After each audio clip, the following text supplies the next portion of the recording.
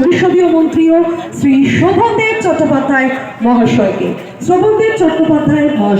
উত্তরীয় দিয়ে আমি বরণ করে নেওয়ার জন্য অনুরোধ জানাচ্ছি এই মুহূর্তে।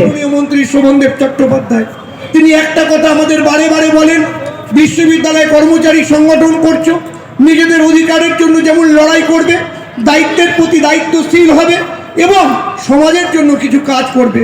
তাই তার নির্দেশকে মাথায় রেখে আমরা বিশ্ববিদ্যালয়ে পথ চলি এবং পথ চলি বলেই আজকে বিশ্ববিদ্যালয়ের এই ছুটির দিনেও 200 জন রক্তদাতার রক্তদানের মধ্যে দিয়ে আমরা এই মহতি অনুষ্ঠান করে চলেছি। আমাদের প্রত্যেকটি বছর এই অনুষ্ঠানে তিনি সশরীরে হাজির থাকেন শত ব্যস্ততার মধ্যেও। তাই তার কাছে আমরা কৃতজ্ঞ এবং নতমস্তকে প্রণাম জানাই। ধানের উৎপাদনে ভারতবর্ষ 1 নম্বর।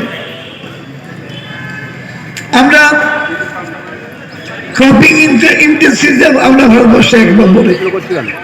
উৎপাদনশীলতা যাকে বলে ক্রপিং ইন্টেন্সিটি আমি যেহেতু কৃষিমন্ত্রী তাই এগুলো আগে বললাম। ভারতবর্ষে বড় যতগুলো রাজ্য আছে তার মধ্যে সবচেয়ে কম কৃষকদের ঋণ আমাদের রাজ্যে। যেখানে অন্ধ্র 1 লক্ষ টাকার বেশি, সেখানে আমাদের মাত্র 24,000 পার ফ্যামিলি ঋণ। বাংলা অনেক এগিয়ে আছে। আরো বিভিন্ন ক্ষেত্রে আপনারা দেখেছেন আমরা পশ্চিমবাংলা এগিয়ে আছে, এগোচ্ছে।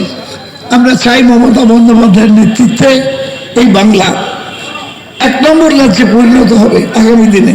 শিল্প আস্তে আস্তে আস্তে আগামী দিনে এই বাংলা 1 নম্বর রাজ্যে পরিণত হবে।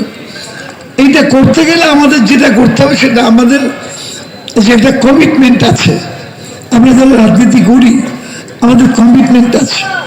আমাদের প্রথম কমিটমেন্ট আমাদের পরিবার, আমাদের দ্বিতীয় কমিটমেন্ট আমাদের এই সমাজ, এই বাংলা।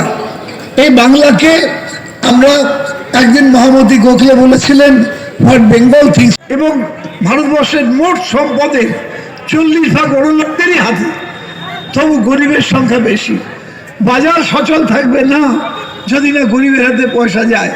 এটা কে বলে গেলেন?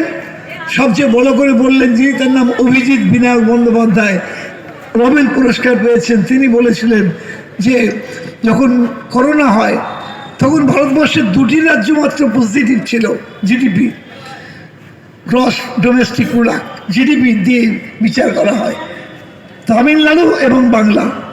কেন্দ্রীয় সরকার মাইনাস, ভারতবর্ষের সব রাজ্য মাইনাস, কেবলমাত্র বাংলা এবং তামিলনাড়ু ছিল বেশি। তার মানে কি? তার মানে মমতা বন্দ্যোপাধ্যায় বিরাট অর্থনীতিবিদ নয়, কিন্তু মানুষের সঙ্গে এত ছোট বয়স থেকে মিশেছেন, আন্দোলন করেছেন। তিনি মানুষের পালসটা ভালো বোঝেন, আর নারী ক্ষমতায়নে আরে আমরা তো আজকে পথপ্রদর্শক। পৌরসভায় 50% মহিলা করে দিয়েছি। ভারতবর্ষে কোনো রাজ্য করতে পেরেছে? সেই 33% কবে থেকে বলছে করবো দিল্লি সরকার, আজও করতে পারেনি। আর মমতা বন্দ্যোপাধ্যায় কবে করে দিয়েছে? আমাদের ভাবতে হয় না? মমতা ভাবে। আজকে তার প্রত্যেকটি প্রকল্প আজকে মানুষকে আস্তে আস্তে শক্তিশালী করছে।